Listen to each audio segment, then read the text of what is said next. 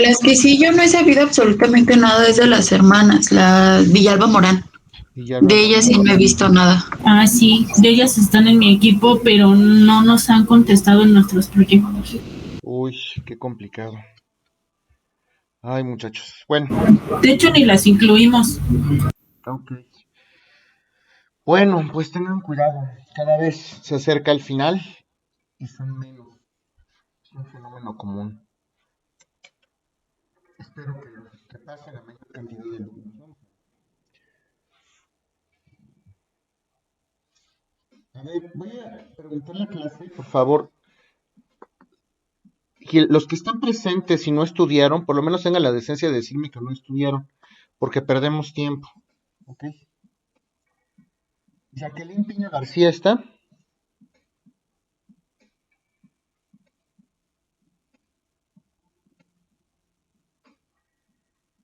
Ok, gracias.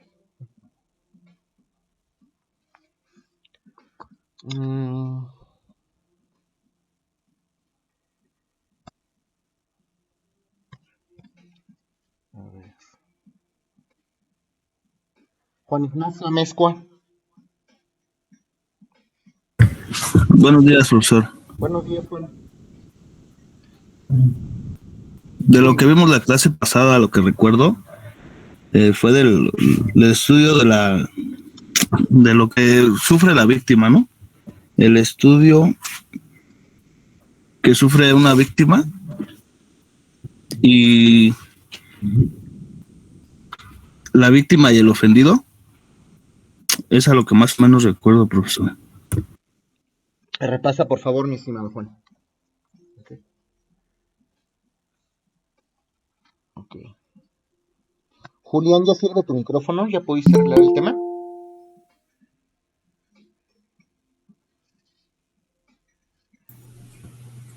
Sí, prof, pero no estudié.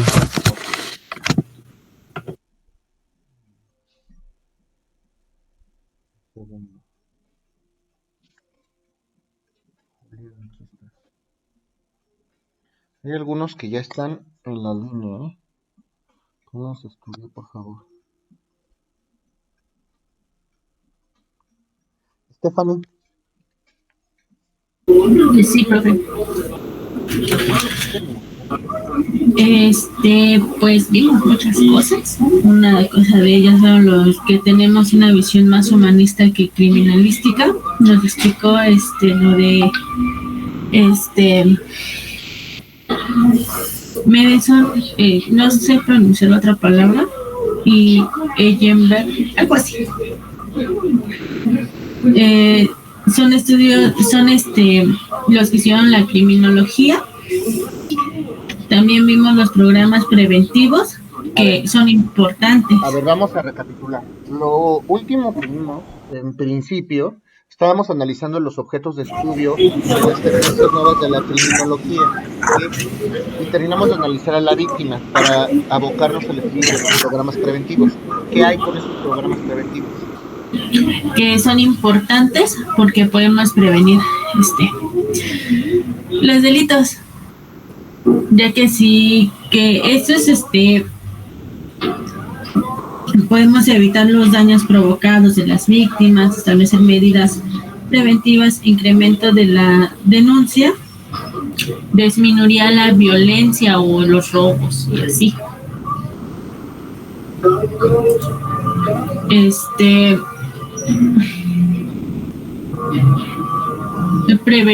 Prevenimos el delito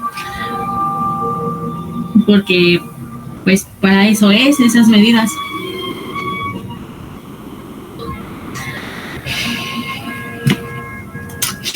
También vimos modelo de prevención mecánico o físico. Permítame tantito, déjame echar mi medicina. A ver, gracias, Stephanie. Vamos a ver oportunidades.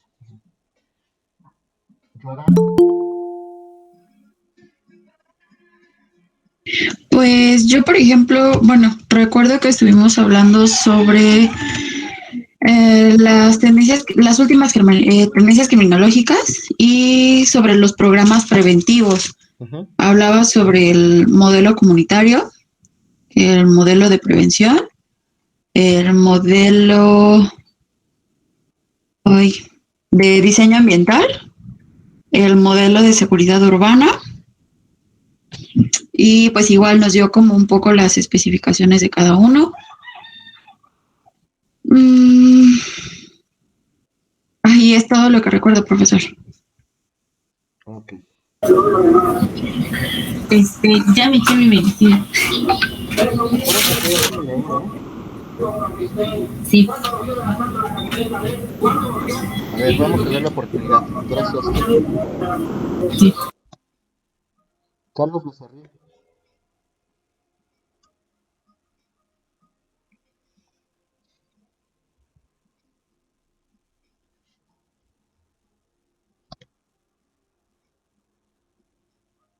Carlos, buenos días.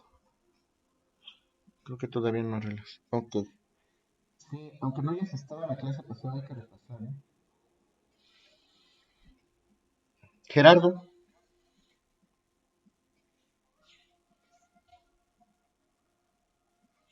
Buenos días, profesor. buenos días. Gerardo. Pues estábamos viendo lo que comentaba mi compañera, las corrientes criminológicas. Vimos lo que fue la criminología clínica, criminología interaccionista y criminología organizacional. Podemos ver que de la criminología clínica, desde el punto de vista individual del delincuente, así como del hecho del paciente, la anormalidad patológico. A ver, Nos, Miguel, ¿qué entendiste de la criminología clínica? nos explicó, por ejemplo, que nos dio el concepto de patos y logos y hablamos sobre creo que es John Pintel o Pinatel, no recuerdo bien, que nos explicaba lo que era del paso al acto, que era una cuestión, o sea, que la criminología se enfocaba solamente, digamos, de lo que sucedía, digamos, acción y consecuencia, y que se estudiaba los padecimientos del delincuente, o sea, que el delincuente estaba definido. El delincuente ya era como una cuestión nata, que traía cuestiones, digamos, biológicas en su forma de pensar. Por eso definimos el estudio de la patología. ¿Cuál es la Así característica esencial de la criminología clínica? que exterioriza la conducta, ¿no? No. ¿Cómo estudia el delincuente la criminología clínica? A través de las cuestiones patológicas. ¿Nada más? El somatismo. Sí, claro. O sea, entre otras cosas estudia. Y que basaba sus ideas ¿A qué se aboca la criminología clínica? ¿Cómo lo ves? en sus ideas es que basa sus ideas en el padecimiento del delincuente, o sea, lo que se cree que es como una enfermedad. Trata al delincuente como una enfermedad. Ajá.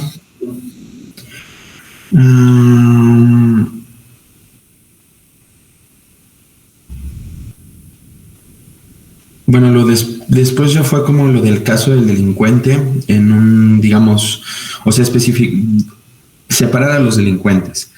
Digamos, cada delincuente es un caso específico. Y ahí fue donde empezamos a tocar los aspectos biopsicosociales y dividimos la palabra biológico, psicológico y social porque son una cuestión integral. Y de allí nos habló de 3 momentos. El primero que era un diagnóstico. Espérame, ese sí lo voy a checar, profesor, porque se me fue. Es el diagnóstico clínico criminológico. Y esos 3 momentos se dividen en el diagnóstico clínico criminológico, tratamiento individual y familiar y no recuerdo el otro, profesor. Ok. Reforzador. A ver, vamos a dar la oportunidad. Leslie, Sí, profe, pues hablamos sobre los programas preventivos, que son mecanismos para atenuar las conductas delictivas. También vimos algunos puntos en donde se pueden aplicar las medidas preventivas, que uno de ellos es el incremento de la delincuencia, daños provocados hacia las víctimas de la sociedad. El tercero, existe una alta impunidad para sancionar al delincuente como tal. Otra es la alta vulnerabilidad de las víctimas, otro es el costos sociales y económicos, el otro sería colapso institucional, y los otros dos no los recuerdo muy bien. El 7, falta de atención de las víctimas. 8, alta reincidencia en materia de la delincuencia. El otro sería la carencia de las investigaciones criminológicas. Otro de ellos sería la carencia de especialistas. Después, usted nos dijo que en los modelos preventivos existen desde las escuelas clásicas, y en los cuales los modelos preventivos los podemos ver en el modelo clásico punitivo, en el modelo médico psicológico terapéutico, modelo social, modelo preventivo comunitario, modelo de prevención mecánico físico, modelo de diseño ambiental, modelo de seguridad urbana. Después de ahí nos dijo que hay 3 principales corrientes o escuelas criminológicas, de las cuales es la escuela clínica, criminológica interaccionista y criminológica organizacional. A ver, son 3 Creo que sí lo dije mal. Sí, criminología clínica, criminología interaccionista y criminología organizacional. Ahorita estamos analizando la clínica. ¿Qué más? Ok, ajá. Nos dijo que esas corrientes nacen desde el siglo XIX, y la criminología clínica se analiza al delincuente desde el punto de vista clínico. Se analizan algunos trastornos de la personalidad, parte de sus estudios desde el punto de vista individual del delincuente. También nos dijo usted que la palabra clínica viene de la palabra cline, algo así, si lo pronuncié bien creo, que significa el hecho del paciente, el hecho del paciente, sí. Los criminólogos están analizando al delincuente como un verdadero paciente. Usted nos dijo del paso al acto, que era un acto violento, en donde la persona que comete ese acto tiene una personalidad conflictiva. Tiene que basar sus ideas en la personalidad del delincuente. Se tiene que entender qué tipo de mal tiene el delincuente como tal. Nos dijo que Jean Pinatel estudia del paso al acto, en qué momento cometió ese acto, que puede ser tanto positivo como negativo. Después de ahí nos dijo que la criminología clínica tiene 3 momentos, que es el diagnóstico clínico criminológico, tratamiento individual y familiar, y medidas preventivas. Bueno, las críticas a la criminología clínica es de: la primera, no se contemplan las variables sociales; la segunda, solo se puede accesar el tratamiento si el delincuente es procesado; y la tercera, divide y clasifica a las personas en delincuentes y no delincuentes. Hay una cuarta que dice que tiende en apoyar el desarrollo de los delincuentes. 5, la historia y la personalidad del delincuente siempre se asocian con su peligrosidad. 6, la rehabilitación se realiza en reclusorios. Y la 7, no considera medidas ni tratamientos alternativos.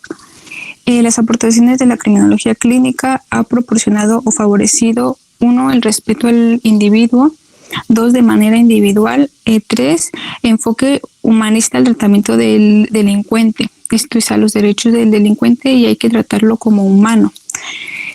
4, la personalidad se maneja de manera integral desde la familia, etcétera. Y 5, estudia el famoso paso al acto. Y nos quedamos hasta ahí, profe. Ok. Nada más acuérdense que es... Oigan, muchachos, antes de iniciar la sesión de hoy, quiero preguntarles, ¿están bajando un poquito el ritmo? ¿Qué pasa? ¿Tienen exámenes? ¿Están presionados o se les dificulta la materia? ¿O ya empezamos a hablar de cosas complicadas? ¿Qué les pasa? Pues sí, por ejemplo, esta semana tuvimos examen en la materia de civil. Hemos estado ahorita presionados con 2 proyectos de mínimo 30 cuartillas. Los componentes, tareas. En mi caso, por lo menos es eso.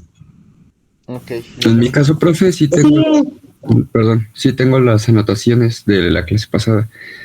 pero sinceramente yo sentí que la iba a regar y sí me iba a cachar leyendo. No, bueno, Pero estudia. casi llevo todas las notas, nada más que pues Trata no de me atreví. repasarlas y si te equivocas, pues para eso estamos, para decirte qué es lo que está bien o mal. ¿Ok? Sí, profe, gracias. Cintia. Igual que la compañera Joadi, profe, es que estamos con lo de los proyectos prototípicos y tuvimos el examen de las materias, ¿qué materia tuvimos? De Derecho Civil y, ay no. Bueno, ese también igual es mi caso. Y bueno, de tareas igual estamos un poquito presionados por los proyectos prototípicos más que nada. Bueno, pero hay alguien que no me está entendiendo la clase. ¿Los temas los entienden o no? Sí, porque al igual que por ejemplo el compañero Julián, yo también tengo los apuntes, realmente no tengo como tal problema y justamente ahorita estoy como releyendo los apuntes y casualmente sí, una de las lecturas, por ejemplo en epistemología, pues basó un poquito en la lectura a la cuestión de la psicología, perdón, de la criminología clínica. Entonces, o sea, no es que no la entendamos, sino que ahorita estamos como un poquito, pues sí, presionados. Bueno, traten por favor de repasar. Entiendo que hay carga de trabajo, pero si no entienden, sobre todo eso, si es una cuestión de aprovechamiento y de estudio, pues se los encargo mucho. Pero si no me entienden, les voy a pedir que me digan para retrasarme un poco o para volverles a explicar, ¿ok? Bueno, vamos a retomar entonces los estudios de la criminología clínica. Recuerden que la criminología clínica entonces es una de las tres tendencias de estas escuelas o de estas corrientes que vamos a analizar en un primer momento, que son materia esencial de este semestre. Ya platicábamos los elementos esenciales de la criminología clínica. Efectivamente se trata al delincuente como un paciente. Clínica justamente viene de la palabra cline, que significa lecho, no hecho, sino lecho, y eso significa o se asume que se va a trabajar en tratar al delincuente cual si fuese un paciente, y para tal efecto hay que diagnosticarlo. En primer lugar, hacer un diagnóstico clínico criminológico, hay que proponer un tratamiento tanto individual como familiar, y hay que proponer una serie de medidas justamente para reforzar este tratamiento y disminuir o evitar en la medida de lo posible que no se vuelvan a dar estos sucesos. Estas críticas a la criminología clínica y estas aportaciones superadas están. Ahora vamos a platicar de los principales exponentes de estas tendencias de la criminología clínica. Y primero vamos a hablar de un señor que ya es muy conocido por ustedes en el campo de la criminología, y me refiero a César Lombroso. César Lombroso como uno de los principales exponentes, no nada más de la criminología clínica, sino de la criminología a nivel general, se caracteriza porque fue el primero en hacer una serie de estudios científicos del delincuente, pero justamente en el campo de trabajo. Este señor siempre asoció las cuestiones médicas, genéticas, las cuestiones biológicas, para poder tratar de explicar por qué los seres humanos delinquimos. Entonces, este señor se hizo esa gran pregunta, ¿por qué delinquimos? Y concluyó que los seres humanos delinquimos, número uno, porque la delincuencia es una actividad o es un acontecimiento que es inherente al ser humano, y entonces se asocia entonces desde el punto de vista antropológico. César Lombroso asocia desde el punto de vista antropológico y desde el punto de vista médico todo este fenómeno de la delincuencia. Él, tanto César Lombroso como Rafael Garófalo empiezan a estudiar las características físicas de los delincuentes para poder establecer cuál es el patrón de conducta que van a poder tener en consecuencia. Algunos de ellos medían el cráneo, estudiaban las características del cráneo para poder concluir qué tipo de tendencias tenía algún tipo de persona hacia la criminalidad o no. Por ejemplo, si ustedes estudian la clasificación de los delincuentes según César Lombroso, van a ver varios, como el loco o moral, que lo vamos a platicar el día de hoy, y uno de ellos que es el famoso criminal atávico, cuyas características y rasgos fisionómicos en el rostro y en el cráneo podrían describir y podríamos concluir desde el punto de vista lombrosiano que una tendencia puede tener, que una persona puede tener tendencia hacia las acciones delictivas agresivas, hacia las acciones delictivas sin control y a perder los estribos en un momento dado. Describía al delincuente atávico como una persona a lo mejor con los pómulos resaltados, con una gran protuberancia craneal, una gran frente, los ojos hundidos, y así es como empezaba a analizar estos delincuente César Lombroso. César Lombroso fue pionero, muchos criminólogos siguen las tendencias de César Lombroso, y lo cierto es que César Lombroso comenzó sus estudios criminológicamente hablando gracias a que muchos de sus maestros le abrieron las puertas para poder realizar estos experimentos o estos análisis. Hay un doctor que se le conocía como el doctor Zanini, que era director de un reclusorio, era director de un sanatorio mental y fue destacado porque le abrió las puertas del sanatorio mental a César Lombroso para que analizara a todas las personas que tenían algún trastorno mental ahí mismo en el psiquiátrico. Entonces prácticamente le dio la entrada de la puerta grande a César Lombroso: te abro mi psiquiátrico, utiliza cual si fueran objetos, utiliza los enfermos mentales como tú lo estimes conveniente para poder empezar a hacer tus experimentos, y desde el punto de vista psiquiátrico, a ver si puedes llegar a alguna conclusión y a ver si podemos entender por qué un delincuente es un delincuente, por qué comete esas conductas. Los estudios de César Lombroso, sí, adelante, ¿hay alguna duda? Profesora, una pregunta. ¿Aquí es justamente donde entra la cuestión de las lobotomías o fue después o antes? Justo, las lobotomías, estamos hablando por ahí de los 30, 40 tal vez, pudiera ser concordante. Las lobotomías al principio las lobotomías se hacían de una manera muy rudimentaria, prácticamente cual si fuera les metían un fierro en la nariz para romper una parte en el lóbulo y interrumpir más bien perforar el cráneo e interrumpir una parte en el lóbulo, y así es como practicaban antes las lobotomías. En principio, todos estos estudios, claro que sí, que hace César Lombroso, tendían a establecer justamente en qué parte del cerebro pueden llegar a generarse las conductas. De hecho, hay unos autores, algunos criminólogos, que estudian una ciencia que ellos llaman frenología.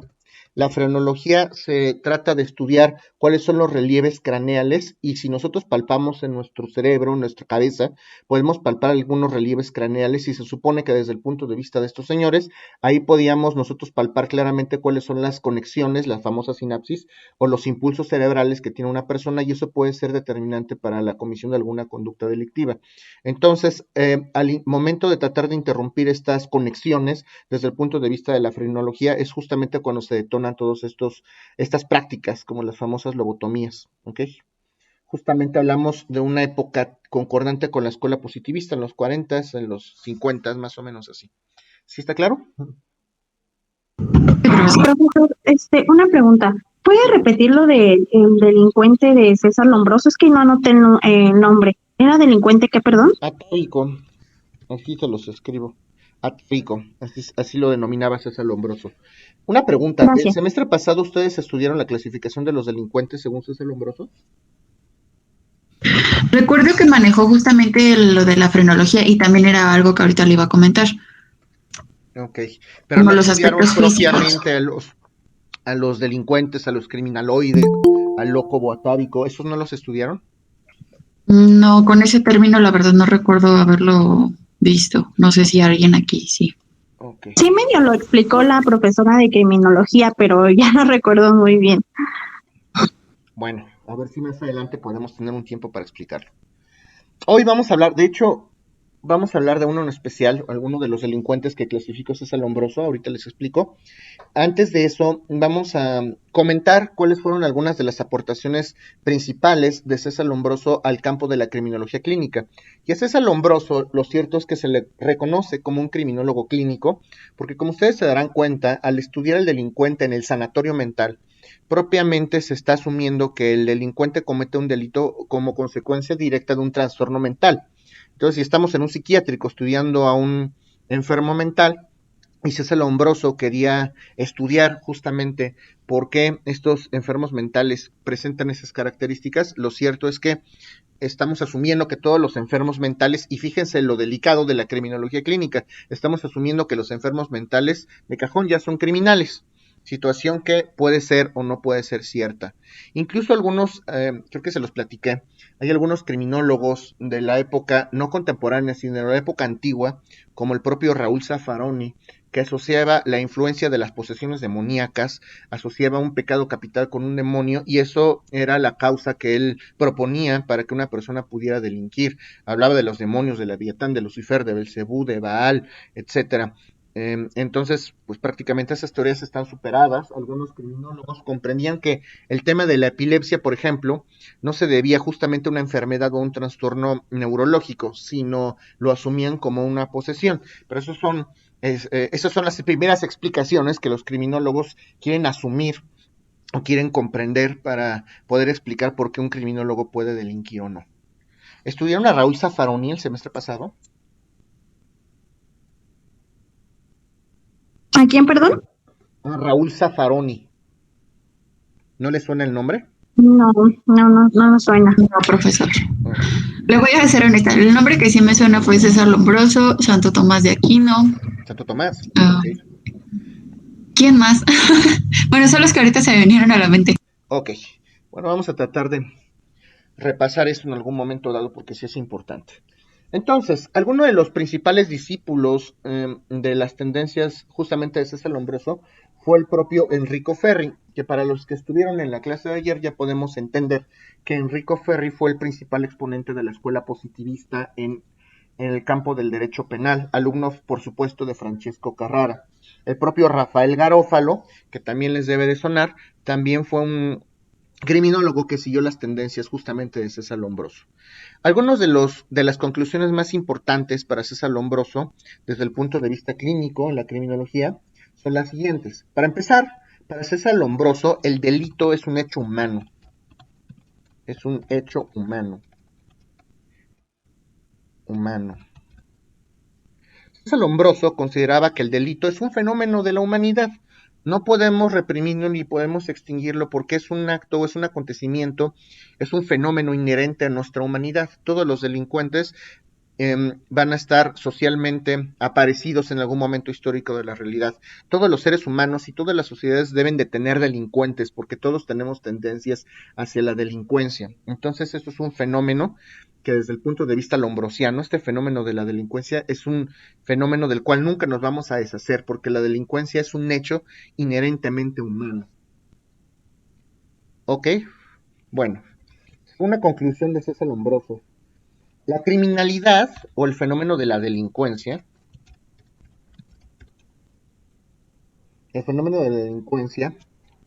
se puede caracterizar por conductas agresivas. Y esas conductas agresivas definitivamente son anormales. Obviamente, si bien es cierto desde el punto de vista del Lombroso que la criminalidad es un acontecimiento o un fenómeno estrictamente humano, lo cierto es que no es normal. Esta agresión desmedida que llevan a cabo los delincuentes no puede ser normal en nuestra sociedad. No todos los seres humanos tenemos esa tendencia tan marcada. Si bien es cierto que todos tenemos cierta tendencia hacia la delincuencia, lo cierto es que no todos tenemos esa tendencia hacia la comisión de conductas agresivas. Entonces, toda esta comisión de delitos, aparte de detonar conductas agresivas por parte de las personas, son conductas patológicas. Y recuerden, esto lo comentamos en la sesión pasada, patológico significa una conducta enferma. Recuerden que la conducta patológica viene de patos, que significa enfermedad, y logos, que significa ciencia, estudio o tratado. Entonces, desde el punto de vista lombrosiano, ya podemos analizar y ya podemos concluir que las conductas criminales son conductas de gente enferma o conductas justamente que refieren o que sugieren algún tipo de enfermedad o trastorno mental. Para César Lombroso hablábamos de trastornos mentales. Algunos otros criminólogos se abocan más al estudio de trastornos somáticos o físicos o biológicos, como lo vamos a ver en esta sesión. ¿Tienen alguna duda de esto que estoy comentando?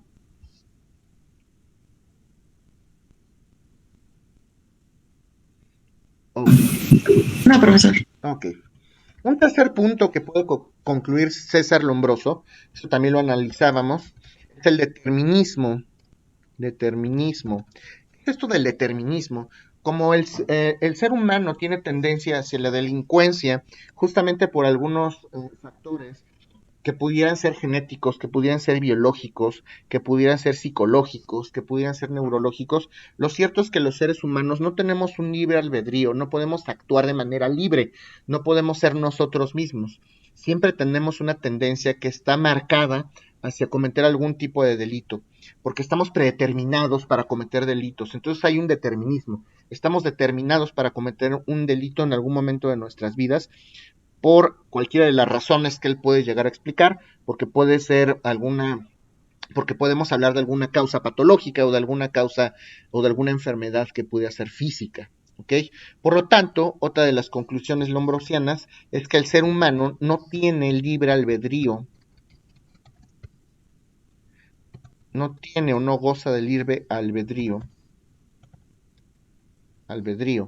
No es libre, nosotros no somos libres en esencia, porque tenemos una tendencia en algún momento de nuestras vidas, queramos o no, para delinquir. Esto es uno de los estudios que hace César Lombroso, y hay un determinismo físico y social, un determinismo físico. O sea, por ejemplo, a esto que se refiere es como cuando estamos muy enojados y llegamos al punto inclusive de pensar, ¿te voy a matar? Pues ¿O algo así? esa puede ser una manifestación de esta idea. Lo cierto es que imagínense que desde el punto de vista de César Lombroso, todos nosotros, ustedes, yo, todos los seres humanos, aparentemente podemos ser personas normales, actuar con cierta cordialidad, con cierta congruencia, con cierta cordura, y de repente en algún momento de nuestras vidas, sin esperarlo, vamos a delinquir, porque estamos destinados para delinquir, estamos destinados y estamos diseñados tanto fisiológica como socialmente para delinquir. En algún momento de sus vidas, a lo mejor no es una conducta agresiva, habrá quienes sí tienen tendencias más agresivas que otros, pero a lo mejor ustedes, por sus características genéticas y su naturaleza humana, pues se les ocurre robarse alguna cosita del supermercado, o se les ocurre falsificar la boleta de la escuela. Todos tenemos tendencias hacia esa criminalidad, no necesariamente tiene que plasmarse o tiene que materializarse en un perfil agresivo. Hay personas que sí lo hacen, y ese perfil agresivo, como lo denominaba César Lombroso, es anormal, es una conducta anormal.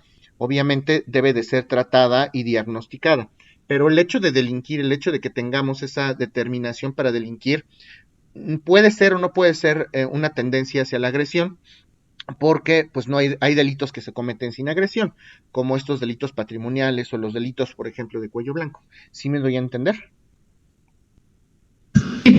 Sí, profesor.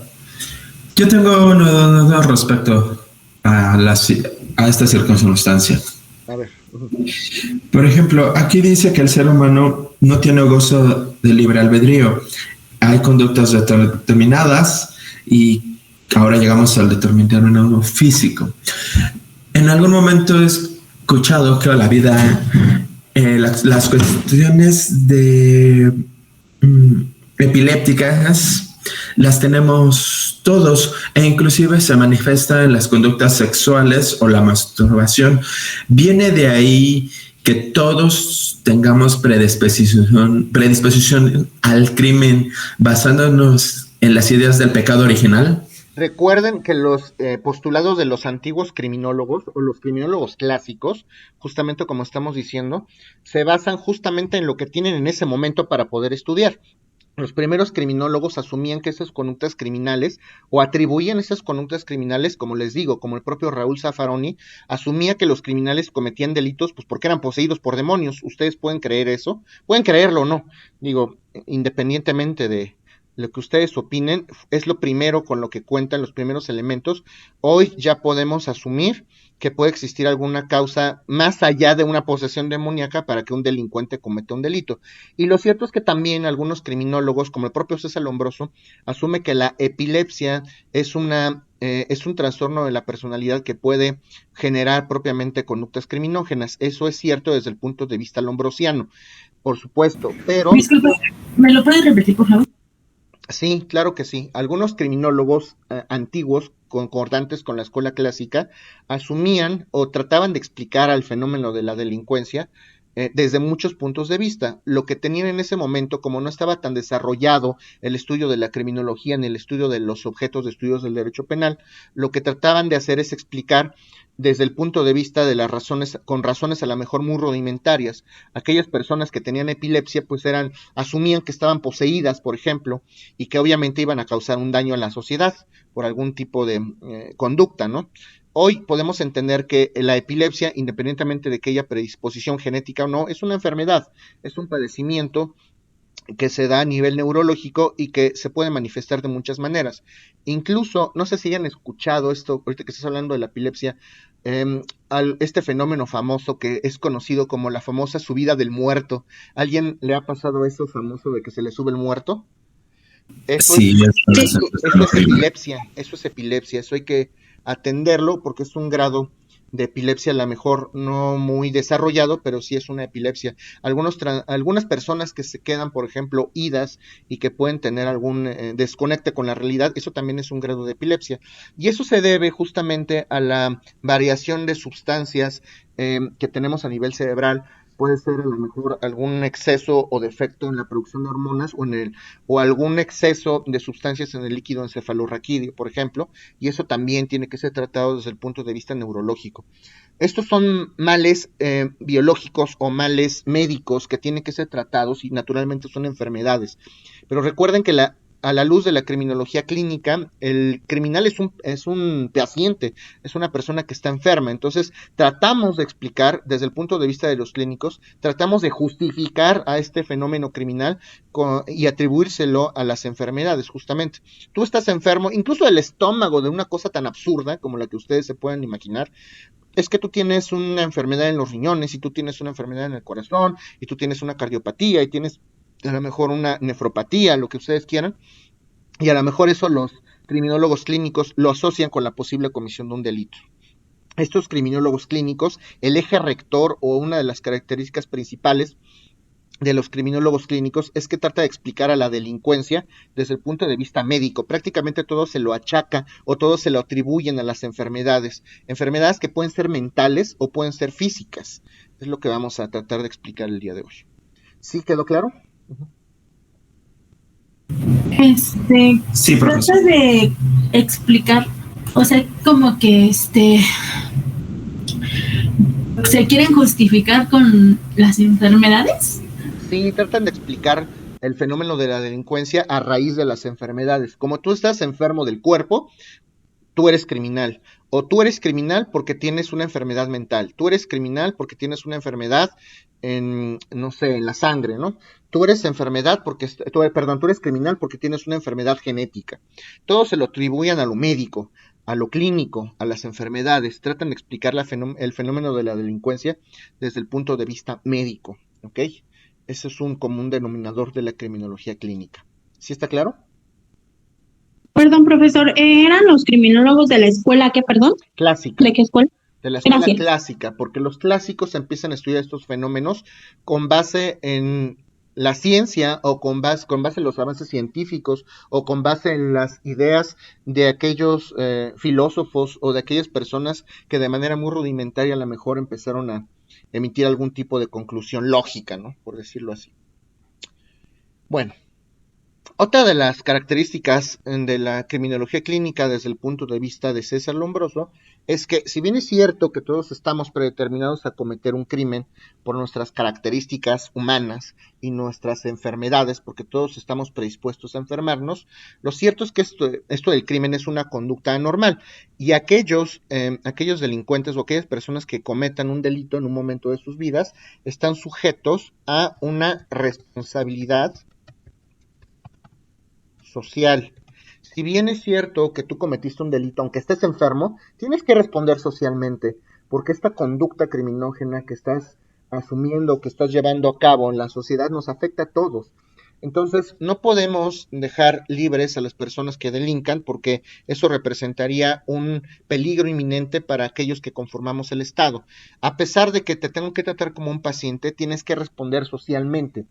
tú tienes que ser acreedor a una consecuencia por esas acciones delictivas y hay que tratar a los delincuentes. Esto es una de las características de la criminología clínica. A pesar de que tienen que responder socialmente, tratamos de diagnosticarlos y tratamos de tratarlos como enfermos. Por eso le estamos dando un matiz humanístico a esto de la criminología clínica. Ya no es un delincuente más, ya no es un agresor más, ya no es el violador, ya no es el ladrón, ya no es el defraudador.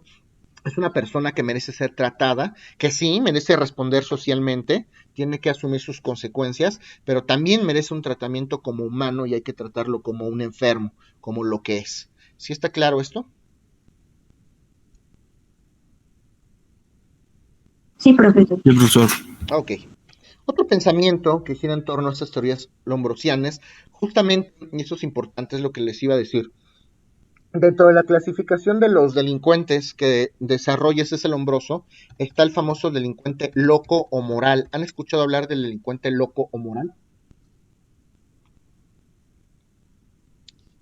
No. No, profesor. Ok, el delincuente loco o moral, desde el punto de vista de César Lombroso, tiene un perfil muy característico. Son personas que son sumamente inteligentes, en primer lugar. Son personas que pueden representar a lo mejor algún tipo de cordura o algún tipo de insanidad, tienen la capacidad mental suficiente como para manipular a las personas que están a su alrededor por sus conductas.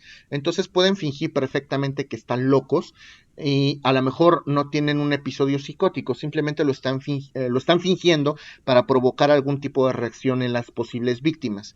Si ustedes a lo mejor están sentados en una silla en un parque y un desconocido se sienta junto a ustedes sin estar escuchando música, sin estar hablando con nadie, sin estar leyendo, y de repente se empieza a carcajear solo. ¿Qué pensarían ustedes?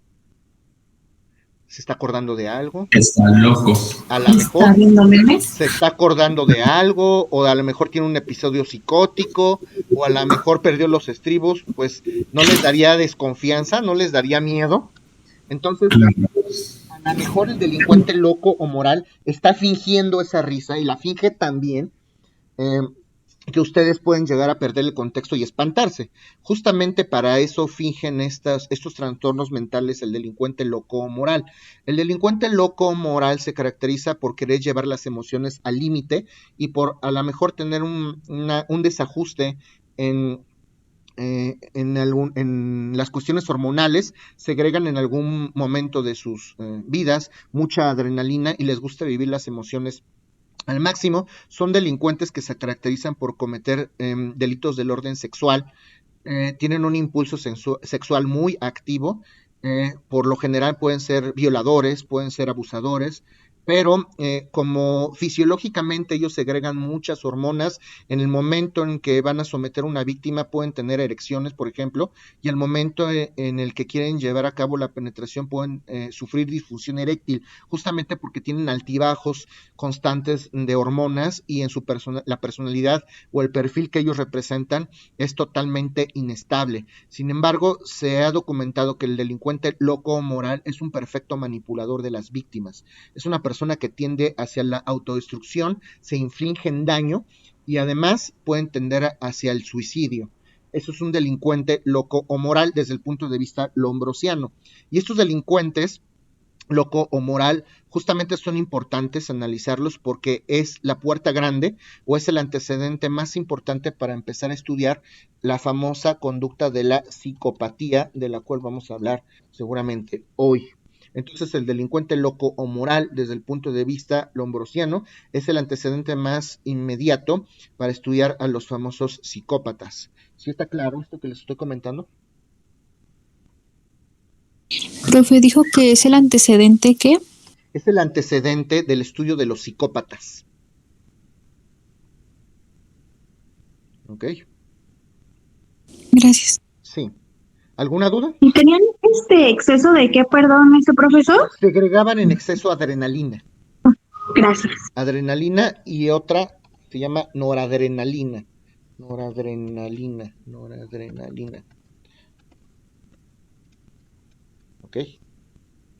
Seguramente ustedes han experimentado eso en algún momento de sus vidas. Cuando el cuerpo segrega en exceso adrenalina, ustedes sienten como si les hubieran inyectado un líquido, a lo mejor en la espalda o en el cuerpo, automáticamente su cuerpo está preparado para situaciones emergentes. Ustedes pueden llegar a no sentir el dolor. Cuando ustedes están espantados en demasía, cuando los asaltan o cuando tienen un susto muy fuerte, pueden sentir como un líquido a lo mejor fluye por sus cuerpos, y a lo mejor si ustedes se queman, en ese momento no lo van a sentir, porque su cuerpo está preparado para asumir el riesgo y poder salvar la vida. Pero ya con ustedes se les pasa el susto, si ustedes se quemaron, van a tener un dolor que no les cuento. Entonces, esa es una de las consecuencias que implica el exceso de la adrenalina en el cuerpo humano. ¿Ok?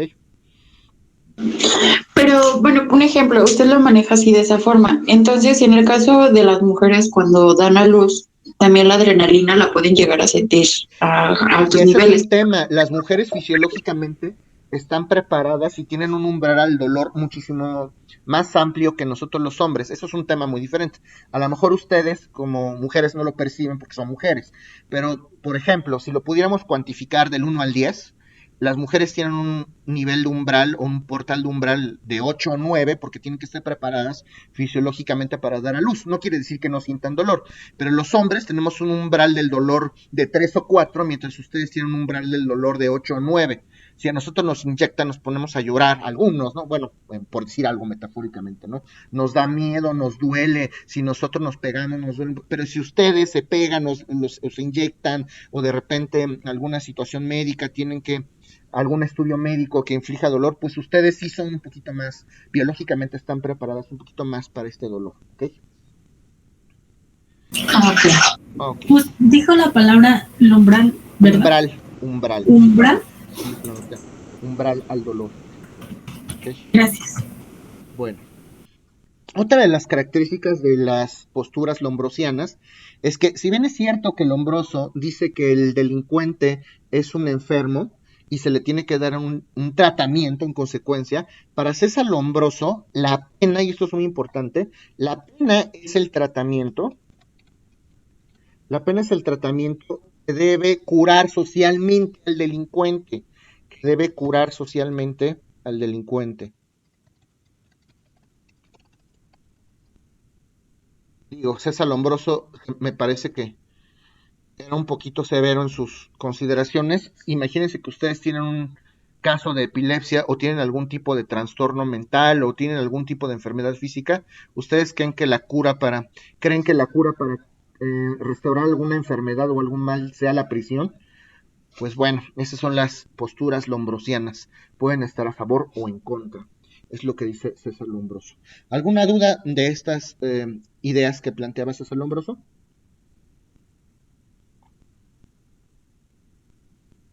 No, profesor. Bueno, No. vamos a analizar a otro autor en la luz de la criminología clínica, que también es muy importante, muy conocido, y es José Ingenieros. José Ingenieros es un latinoamericano, porque ya falleció, fue un latinoamericano muy destacado en estudios criminológicos, y de hecho él fue el director del Instituto de Criminología, fue un director del famoso Instituto de Criminología en el año de 1907. Él empezó a tratar a los pacientes desde el punto de vista de la psicología clínica. José Ingenieros fue precursor en esto del tratamiento del delincuente desde el punto de vista de la psicología clínica. Vamos a analizar mentalmente cuál es el comportamiento del delincuente desde el punto de vista psicológico. Obviamente, este señor argentino de Buenos Aires, yo lo habíamos estudiado anteriormente, de hecho, trata de explicar el fenómeno de la delincuencia desde 3 puntos de vista. No me voy a detener tanto porque ya lo vimos. Para José Ingenieros, la criminología se estudia desde 3 enfoques: etiología criminal,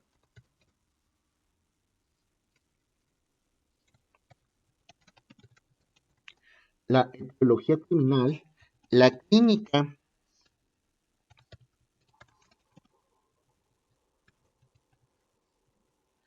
criminológica y la terapéutica criminal.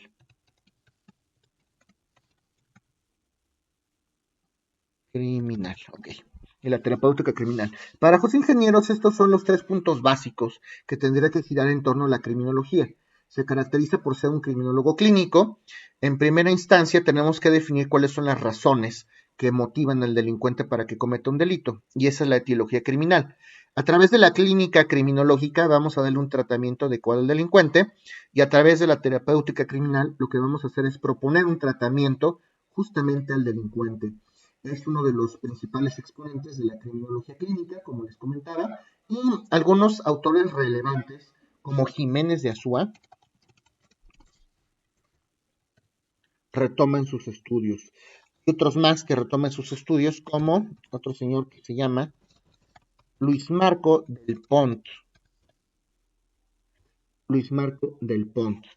Su principal alumno y sucesor fue un criminólogo que se llamaba Osvaldo Loudet. Se los escribo. Osvaldo Loudet. Osvaldo Loudet se dedicó a la psiquiatría, fue un médico psiquiatra, y en 1933, justo en el año de 1933, funda la Sociedad Argentina de Criminología. La Sociedad Argentina de Criminología. Son datos culturales que como criminólogos deben de saber. ¿Alguna duda? Realmente aquí no hay nada que preguntar. Simplemente son datos. ¿O alguien tiene alguna duda de José Ingenieros? Okay. Vamos a hablar ahora de Williams Healy. Williams Healy. Williams Healy fue también un criminólogo norteamericano, y él funda la clínica psicopatológica.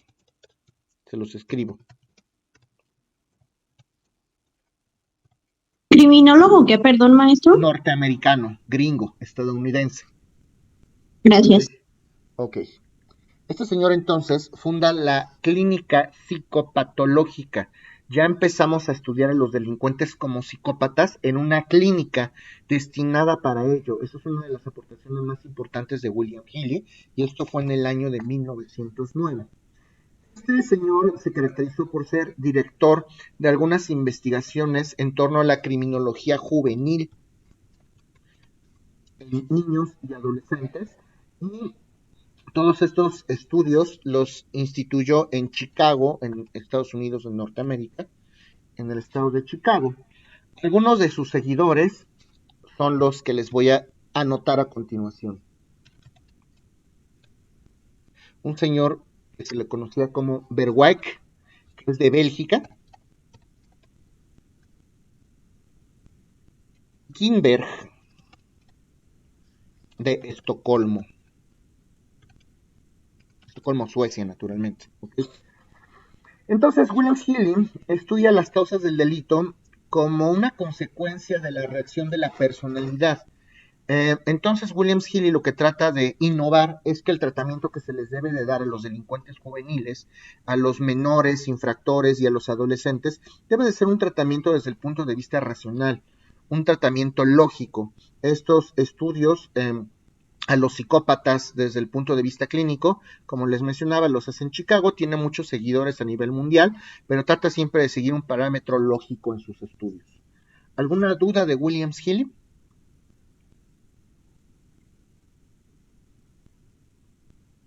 No, Ok.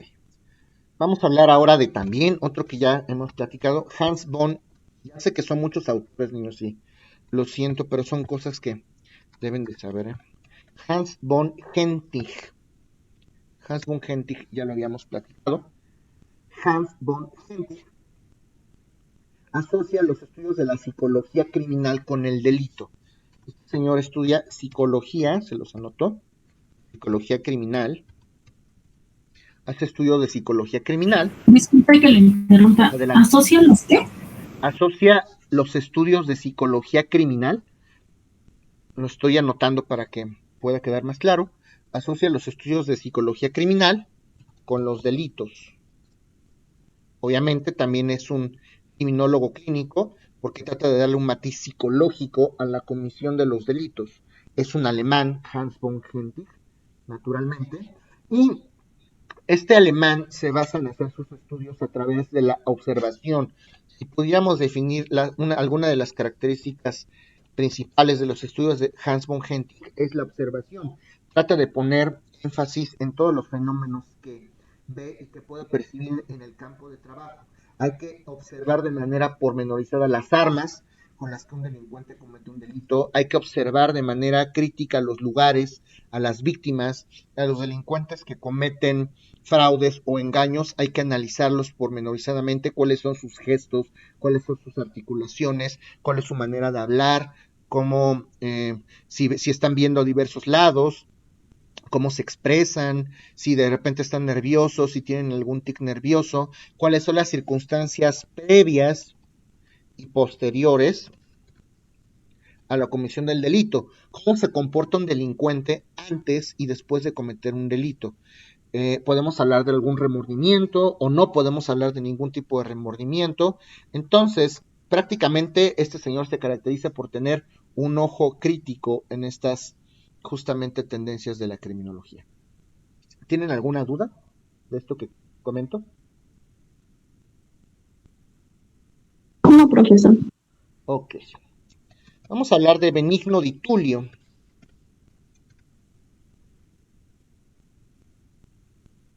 Benigno di Tullio, obviamente un italiano.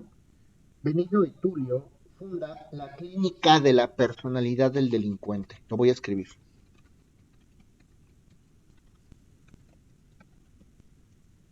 La clínica de la personalidad del delincuente. Este señor ya se aboca a estudiar a la personalidad de cada uno de los delincuentes y eso es algo bastante interesante porque ya se dedica a describir perfil por perfil a cada uno de los delincuentes. Y retoma las enseñanzas de Hentig en el sentido de que basa sus estudios en la observación y en el análisis pormenorizado de los casos. Trata de reunir una serie de teorías de los principales criminólogos clínicos y reúne teorías biológicas, psicológicas y psiquiátricas. Reúne teorías biológicas, psicológicas y psiquiátricas. Trata de estudiar al delincuente desde el punto de vista biológico, psicológico y psiquiátrico. Recuerden que la psicología y la psiquiatría no son lo mismo. La psicología trata de estudiar la mente, es el estudio o tratado de la mente o del comportamiento humano, y la psiquiatría estudia las enfermedades o las patologías mentales. Entonces, desde el punto de vista de Benigno di Tullio, el delincuente se estudia de manera unitaria, cada caso es singular, no podemos estudiar a todos los delincuentes de la misma manera porque cada delincuente comete un acto singular y particular. Esa es una de las aportaciones prioritarias de la criminología crítica. Y él habla de un término novedoso, los voy a anotar en el chat, esta famosa, la plurimotivación. Plurimotivación. ¿Qué entienden por plurimotivación así a primera instancia? ¿Cómo pueden entender esta palabra?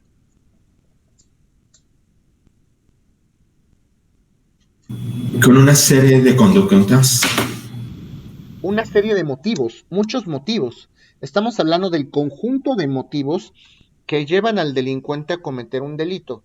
En pocas palabras, Benigno di Tullio ya nos está enseñando que no nada más puede ser una razón la que orilla al delincuente a cometer un delito, pueden ser varias, y entonces Benigno di Tullio se dedica a estudiar en conjunto todas estas razones que pueden desencadenar el crimen, ¿ok? Y distingue las enfermedades mentales, además ya hace una distinción. Profe, ¿pudieras repetir lo de plurimotivación? Claro, la plurimotivación son ese conjunto de motivos que orillan al delincuente a cometer un delito. Pero si hablamos de plurimotivación nos estamos refiriendo a varios motivos, no a uno solo. Puede ser un motivo psicológico, puede ser un motivo psiquiátrico, un motivo somático, un motivo social, un motivo económico. Pueden ser varios motivos que coinciden justamente para que un delincuente cometa delitos. ¿Ok? ¿Sí está claro? Sí, gracias. Ok. Entonces, Benigno di Tullio hace una distinción entre las enfermedades mentales, las conductas criminales. Una cosa es el padecimiento que tenemos nosotros o el trastorno que mentalmente podemos padecer, y otra cosa es la consecuencia de ese trastorno. Una cosa es cometer un delito y otra cosa es la enfermedad mental o física que puede tener una persona. No podemos confundir los términos. Una puede ser la causa, que es la enfermedad, y la consecuencia es cometer el delito, la conducta criminal. ¿Okay? ¿Esto está claro o no? Sí, profesor. Entonces, otra de las aportaciones importantes de Benigno Di Tullio es que también clasifica a los delincuentes. Y clasifica a los delincuentes en 3 tipos: el delincuente ocasional, el delincuente constitucional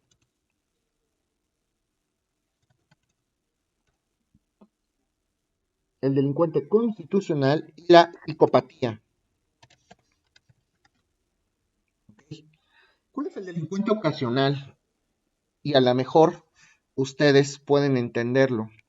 Es un delincuente que no comete delitos habitualmente, de vez en cuando.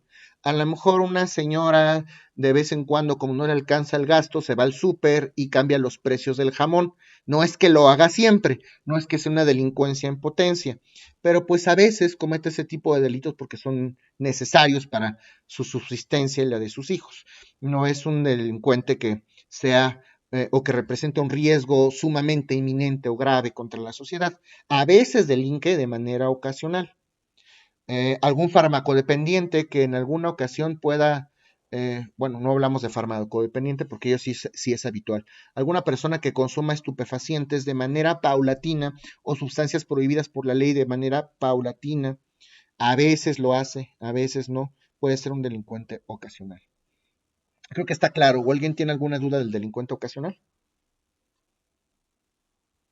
No. Ok. Delincuente constitucional. Y no vayan a confundir, por favor, esto con la Constitución. Estamos hablando de la Constitución física o la Constitución corporal del delincuente. Los delincuentes constitucionales, por su constitución o sus características físicas, se les favorece cometer delitos. Una persona que tiene una complexión, vamos a asociarlo con esta palabra, complexión, una complexión robusta, grande. Imagínense un delincuente grande, pesado, feo, con rasgos agresivos, serio a lo mejor, pues a lo mejor puede ser una persona que tiene tendencias delincuentes y por su característica o su complexión física o su constitución física se le puede favorecer el cometer algún tipo de crimen, o también por su característica o su constitución psicológica o mental, también puede ser el caso. ¿Sí está claro que es el delincuente constitucional?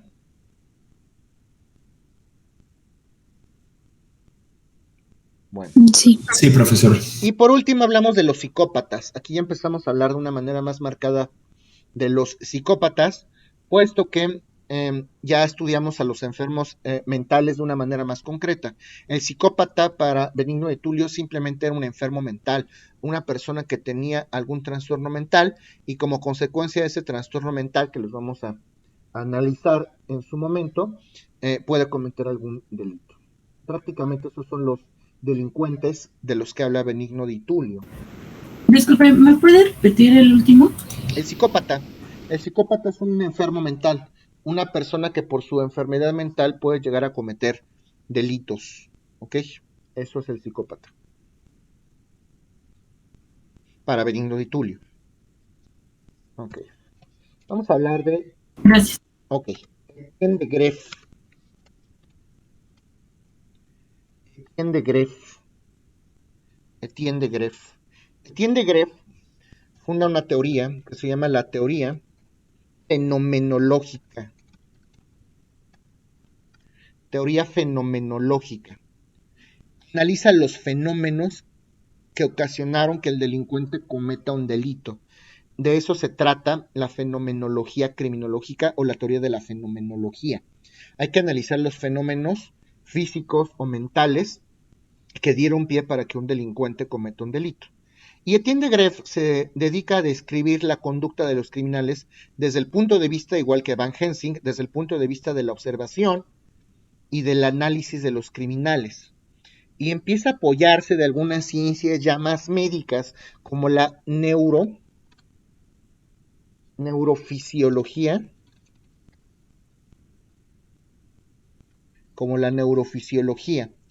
¿Quién sabe qué estudia la neurología? En las neuronas, el cerebro, puede ser. El cerebro. La neurología es la rama de la ciencia médica que se dedica a estudiar el cerebro. Y la fisiología estudia las características físicas de algún órgano en particular. Entonces la neurofisiología estudia las características físicas del cerebro. Etienne de Greff lo que hace es estudiar cerebros para poder comprender si es que por ahí va la cosa del delincuente. Vamos a analizar cerebros para ver si por ahí podemos entender por qué un delincuente comete delitos. ¿Ok? Estudia también la estructura del ser moral, así lo describe él, la estructura del ser moral, cuáles son los valores que un delincuente puede tener, pocos, muchos, y de qué manera influyen estos valores para que el delincuente cometa un delito. A lo mejor para un delincuente lo propio es no dejar de llevar a lo mejor el sustento a su casa, y para él eso es ético, eso es bueno. Entonces eso lo puede asumir, eso se puede asumir desde el punto de vista de Etienne de Greff. Estudia entonces la estructura de la moralidad del delincuente, qué es bueno y qué es malo para el delincuente. Y este señor hizo la gran mayoría de sus estudios en prisiones, se dedicó a analizar a cada uno de estos delincuentes en las prisiones. ¿Tienen alguna duda de esto que estamos comentando? No, profesor. Bueno, son 10:14, nos vemos a las 10:24.